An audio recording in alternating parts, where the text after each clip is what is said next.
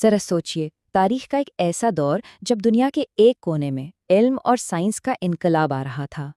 एक ऐसा सुनहरा दौर जिसकी रोशनी ने आने वाली सदियों को मुनव्वर किया।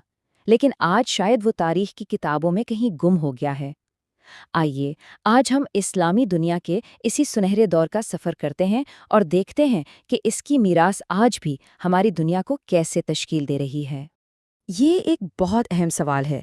जब अजीम रोमी सल्तनत का ज़वाल हुआ तो ऐसा लगा जैसे यूरोप में इल्म की शमा बुझने वाली है। कदीम यूनान और रोम का सारा इल्म, फ़िलसफ़ा और साइंस सब कुछ खो जाने के खतरे में था। लेकिन ठीक इसी वक्त जब यूरोप में तारीकी फैल रही थी, इस्लामी दुनिया में इल्म की एक नई सुबह तुलू हो रही थी। बगदाद से लेकर कुर्तबा तक ये खित्ता दुनिया भर के दानिश्वरों के लिए एक मिकनातीस बन गया, जो इल्म की प्यास बुझाने के लिए यहाँ खिंचे चले आ रहे थे। और इस पूरी इल्मी तहरीक का दिल था बगदाद का बैतुल हिकमत। इसे सिर्फ एक लाइब्रेरी समझना बहुत बड़ी गलती होगी। ये एक जीता जागता इल्मी मरकज़ था, जहाँ हर मजहब, हर नस्ल के आलिम इकट्ठे होते थे। उनका मकसद सिर्फ इल्म को महफूज करना नहीं था, बल्कि उसे नई बुलंदियों तक पहुँचाना था। और ये सिर्फ पुरानी किताबों पर से गर्द साफ करने का काम नहीं था। नहीं, ये इससे कहीं बड़ा था। ये एक बहुत बड़ी, मुनज़्ज़म, रियासती कोशिश थी, जिसका मकसद था इंसानियत के तमाम इल्म को एक ज़बान में जमा करना। यूनान, फारस, हिंदुस्तान और चीन से इल्म के दरिया बहे कर अरबी ज़बान में इकट्ठे हो रहे थे और एक नए इल्मी समंदर को जन्म दे रहे थे। लेकिन इस दौर की असल कहानी सिर्फ तर्जुमे की नहीं, बल्कि तख्लीक की है। ये कहानी है उन अजीम ज़हनों की जिन्होंने इस जमाशुदा इल्म को बुनियाद बनाकर जदीद साइंस की इमारत खड़ी की। तो आइए मिलते हैं साइंस के इन अजीम सतूनों से। और इस फहरिस्त में सबसे पहला नाम है अल-ख़वारिज़मी का। एक ऐसा नाम जिसके बगैर आज की रियाजी और कंप्यूटर साइंस का तसव्वुर भी नहीं किया जा सकता।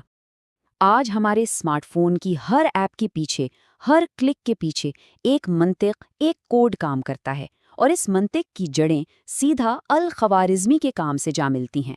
उनकी किताब ने हमें अलजेब्रा दिया, यानी मसावात को हल करने का तरीका, और लफ्ज़ एल्गोरिथम जो आज कंप्यूटर प्रोग्रामिंग की बुनियाद है, वो उन्हीं के नाम अल-ख़वारिज़मी की बिगड़ी हुई शक्ल है। यही नहीं, उन्होंने सिफर के तसव्वुर को दुनिया में आम किया, जिसके बगैर आज की डिजिटल दुनिया का वजूद ही नामुमकिन था। अच्छा, अब तिब के मैदान को देखते हैं। यहाँ दो ऐसे सितारे चमके जिनकी रोशनी आज तक कायम है। एक थे इब्ने सीना, जिन्हें मगरिब एवियसेना के नाम से जानता है। उनकी किताब अल कानून फित तिब 500 साल तक यूरोप की मेडिकल यूनिवर्सिटियों में पढ़ाई जाती रही। और दूसरी तरफ थे अल ज़हरावी, जिन्हें जदीद सर्जरी का बानी कहा जाता है। उन्होंने ऐसे सर्जिकल आलात और तरीके इजाद किए जो आज की सर्जरी की बुनियाद हैं। अब बात करते हैं इब्ने अल-हैथम की, जिन्हें मगरिब में अल-हज़न कहा जाता है। एक ऐसे इनकलाबी मुफक्किर जिन्होंने रोशनी और बीनाई के बारे में हमारी हज़ारों साल पुरानी सोच को हमेशा के लिए बदल कर रख दिया। इब्नुल हैथम की सबसे बड़ी मीरास क्या थी? उनका इसरार कि इल्म सिर्फ पुरानी किताबों में नहीं, बल्कि तजुर्बे और सबूत पे है। उन्होंने एक तरीका बनाया, पहले किसी चीज़ का मुशाहिदा करो, फिर एक मफरूज़ा कायम करो, फिर उस मफरूज़े को बार बार तजुर्बे की कसौटी पर परखो, और आखिर में सबूत की बुनियाद पर नतीजा निकालो। जी हाँ, यही वो साइंसी तरीका है जो आज दुनिया की हर लेबॉर्ट्री की रूह है। और इसी मुनज़्ज़म तरीके से उन्होंने हज़ारों साल पुराने यूनानी नज़रिए को न सिर्फ चैलेंज किया, बल्कि तजुर्बात से गलत साबित कर दिया। उन्होंने बताया कि रोशनी आँख से नहीं निकलती, बल्कि चीज़ों से टकराकर आँख में दाखिल होती है, तब हमें दिखाई देता है। ये बसरियात यानी ऑप्टिक्स की दुनिया में एक इनकलाब था। चलें अब ज़रा मशीनों और इंजीनियरिंग की हैरत अंगेज़ दुनिया का रुख करते हैं। यहाँ हमारी मुलाकात अल जज़ारी से होती है, एक ऐसे शानदार मोजिद जिनकी मशीनें अपने वक्त से सदियाँ आगे थीं। अल जज़ारी की मशीनें सिर्फ कुल पुर्ज़े नहीं थीं, वो चलती फिरती कहानियाँ थीं। उनकी मशहूर हाथी घड़ी को ही ले लें, ये सिर्फ वक्त नहीं बताती थी, बल्कि हिंदुस्तानी, मिस्री और यूनानी तहज़ीबों का एक हुसीन इम्तिज़ाज था। उसके पेचीदा गियर्स और ख़ुदकार हरकत करने वाले पुर्ज़े, जिन्हें ऑटोमेटा कहते हैं, वो जदीद रोबोटिक्स की पहली झलक थे। लेकिन साइंस सिर्फ फिज़िक्स, केमिस्ट्री या मशीनों का नाम तो नहीं। انسان اور معاشرہ خود ایک بہت بڑی سائنس ہے، اور اس میدان کے بانیوں میں سے ایک تھے ابن خلدون۔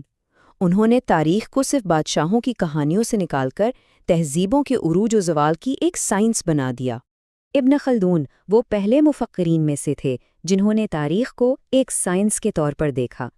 انہوں نے یہ جاننے کی کوشش کی کہ قومیں کیوں بنتی اور بگڑتی ہیں، ان کے پیچھے کیا اصول کام کرتے ہیں۔ ان کے نظریات آج کی سوشیالوجی، اکنامکس اور تاریخ نویسی جیسے مضامین کی بنیاد مانے جاتے ہیں۔ تو یہ سارا علم، یہ ساری دریافتیں صرف اسلامی دنیا تک محدود نہیں رہیں۔ یہ ایک روشن مشعل کی طرح تھیں جو ایک پل کے ذریعے یورپ تک پہنچیں، اور اسی روشنی نے وہاں نشاط ثانیہ یعنی رنسا کی آگ کو بھڑکایا اور جدید دنیا کی بنیاد رکھی۔ تو ایک بات تو صاف ہے، یورپ کا رنسا یعنی نشاط ثانیہ اچانک سے نہیں ہو گیا تھا۔ اس کی بنیاد اسلامی دنیا کے انہی مفکرین اور سائنسدانوں کے کام نے رکھی تھی، جب ان کی کتابیں عربی سے لاطینی زبان میں ترجمہ ہو کے یورپ پہنچیں اور وہاں علم کی ایک نئی لہر پیدا کر دی۔ تو جب ہم اس ساری کہانی کو دیکھتے ہیں تو ایک بہت بڑی حقیقت سامنے آتی ہے۔ سائنسی ترقی کسی ایک قوم، کسی ایک ثقافت کی میراث نہیں ہوتی، یہ سرحدوں سے بالاتر پوری انسانیت کا مشترکہ ورثہ ہے۔ اس دور میں علم کی کیا قدر تھی، اس کا اندازہ صرف ایک مثال سے لگائیے۔ اسپین کے شہر قرطبہ میں خلیفہ الحکم دوم کی لائبریری میں کتابوں کی تعداد کیا تھی؟ اندازاً 4 لاکھ، اور یہ تعداد اس وقت کے پورے یورپ کی تمام لائبریریوں میں موجود کتابوں کو ملا کر بھی زیادہ تھی۔ اور شاید یہی بات اس پورے سفر کا حاصل ہے۔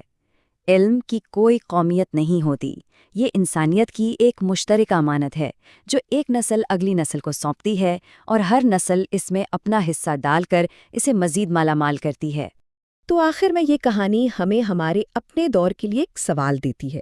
اگر ماضی میں مختلف تہذیبوں کے ملاپ نے علم کا ایک ایسا سنہرا دور تخلیق کیا تھا، تو سوچئے آج کی یہ باہم جڑی ہوئی دنیا اگر مل کر کام کرے تو کیا کچھ حاصل نہیں کر سکتی؟